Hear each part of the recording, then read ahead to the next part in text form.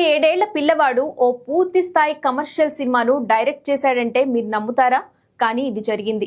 Nepali director Saugata బిస్తా 2014లో తన 7 ఏళ్ల వయసులో లవ్ యూ బాబా అనే సినిమా తీశాడు.